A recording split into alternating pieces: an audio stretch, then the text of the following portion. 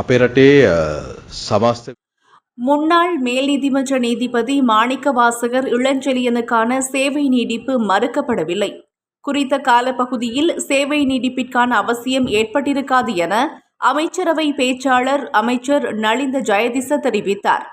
கொழும்பில் நேற்று இடம்பெற்ற அமைச்சரவை தீர்மானங்களை அறிவிக்கும் ஊடக மாநாட்டில் இது தொடர்பில் ஊடகவியலாளர்கள் எழுப்பிய கேள்விக்கு பதிலளித்த போதே அமைச்சர் இவ்வாறு குறிப்பிட்டுள்ளார். முன்னாள் மேல் நீதிமன்ற நீதிபதி இளஞ்செழியன் மற்றும் அவரது சேவைகள் தொடர்பில் சமூகத்தில் மதிப்பும் கௌரவமும் காணப்படுகிறது. இவரை போன்று பல அரசு அதிகாரிகள் காணப்படுகின்றார்கள். சில சந்தர்ப்பங்களில் நீதிமன்ற கட்டமைப்பிற்குள் சேவை நீடிப்புகள் வழங்கப்படும் போது பல விடயங்கள் தொடர்பில் அவதானம் செலுத்தப்பட வேண்டும். சில சந்தர்ப்பங்களில் நீதிமன்ற கட்டமைப்பிற்குள் அடுத்தடுத்த நிலைகளுக்கு பதவி உயர்வு பெற வேண்டியவர்களுக்கு சிக்கல்கள் ஏற்படக்கூடும்.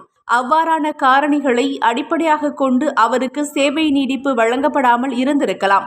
மாறாக திட்டமிட்டு அவருக்கான சேவை நீடிப்பு வழங்கப்படாமல் இருக்கவில்லை.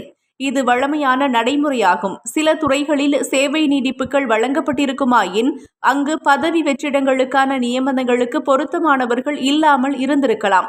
எனவேதான் அங்கு ஓய்வு பெறவிருந்த அதிகாரிகளுக்கு பதவி நீடிப்பு வழங்கப்பட்டிருக்கும்.